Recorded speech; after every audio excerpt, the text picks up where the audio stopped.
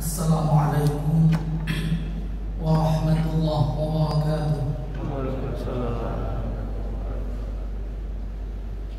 Alhamdulillah, assalatu wassalamu ala rasulillah Muhammad ibn Abdillah wa ala alihi wa sahbihi wa man tabi'ahu wa amma ba'du.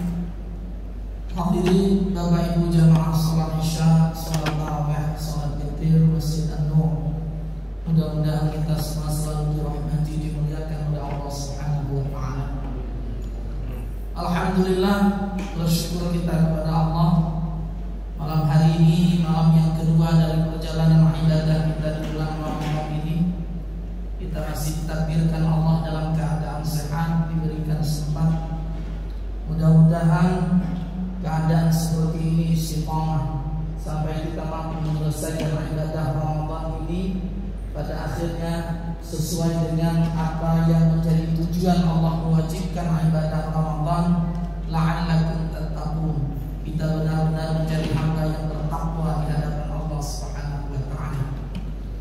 Jamaah yang dirahmati Allah, renungan singkat kita malam hari ini, satu hadis diriwayatkan oleh seorang sahabat bernama Abdullah bin Muslim. Abdullah bin Muslim menceritakan awal ma qadima Rasulullah sallallahu alaihi wasallam al-Madinah. Pertama kali Rasulullah kata dia tiba di Madinah, injafalan nas ilaih. Orang-orang yang ada di Madinah berkumpul menuju kepada Rasulullah, mendatangi Rasulullah. Fakuntu mimman ja'ahu, dan aku, kata Abdullah bin Muslim, termasuk di antara yang datang menjumpai Rasulullah. Falamma ta'ammaltu wajhahu wastabantu fa'araftu annahu laisa biwajhin kadzab. Begitu aku melihat, kata dia Rasulullah, aku perhatikan, aku yakin bahwa beliau bukan seorang pendusta.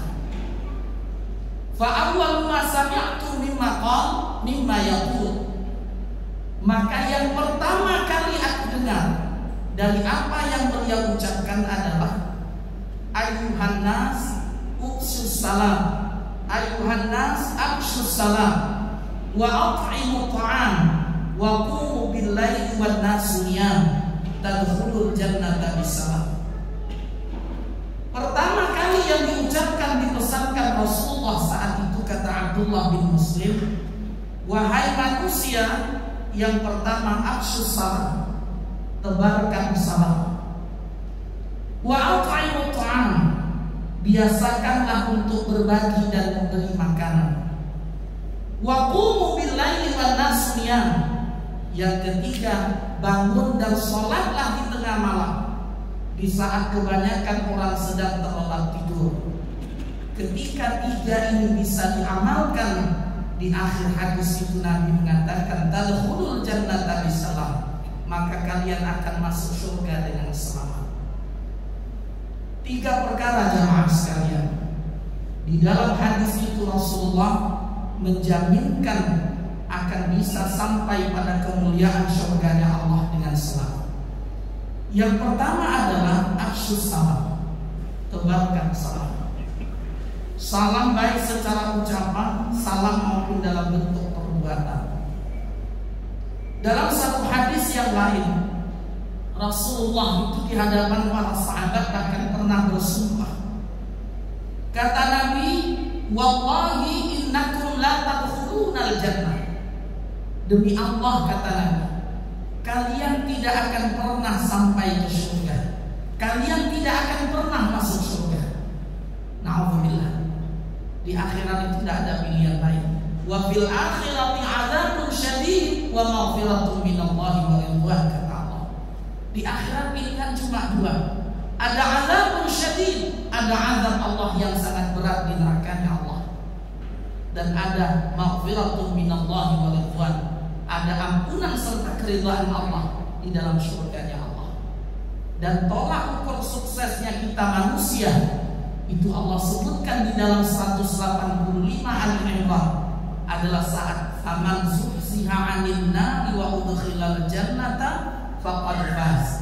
Ketika nanti mendapatkan maklumat dari Allah, diselamatkan dari nerakanya Allah, dimuliakan di dalam surganya Allah, faqad faza, maka saat itulah kita menjadi orang yang paling sukses.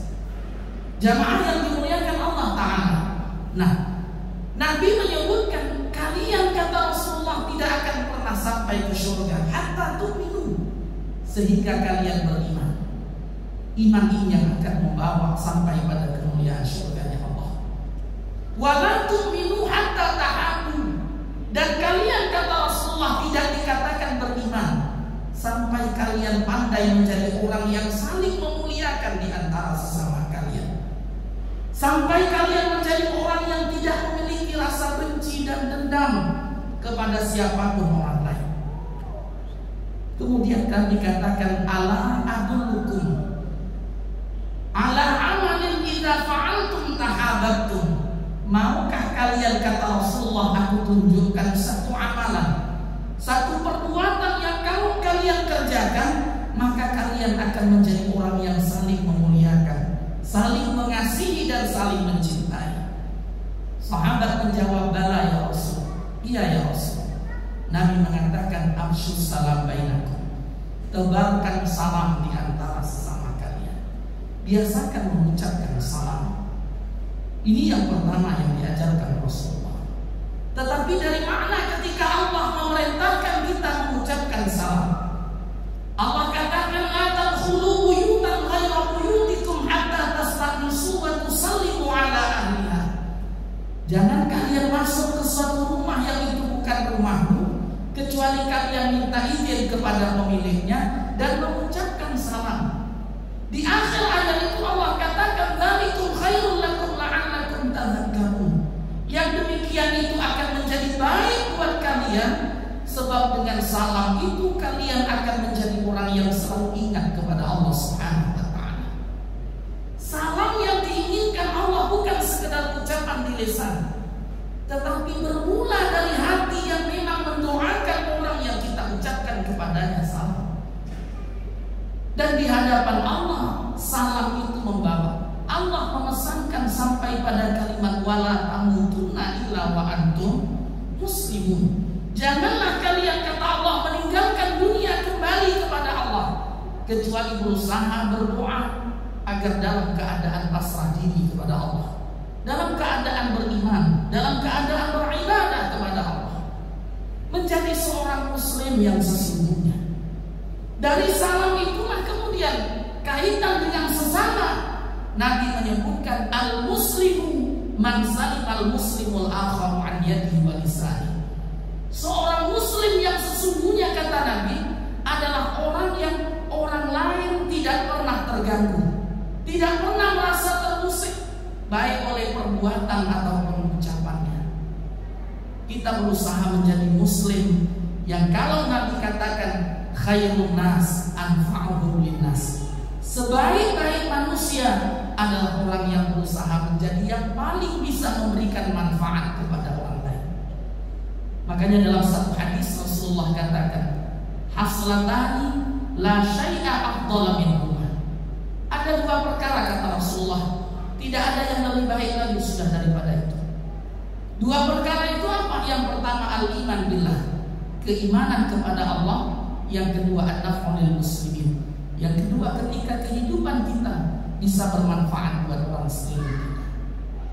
Ibadah Ramadan mengajarkan kita bagaimana perbuatan kita, bagaimana yang kita kendalikan, al-imsak, mengendalikan diri, bukan sekedar tidak makan, tidak minum, tidak melakukan hubungan suami istri di siang hari, bukan hanya itu, tetapi imsak secara mutlak, mengendalikan pandangan, mengendalikan lisan.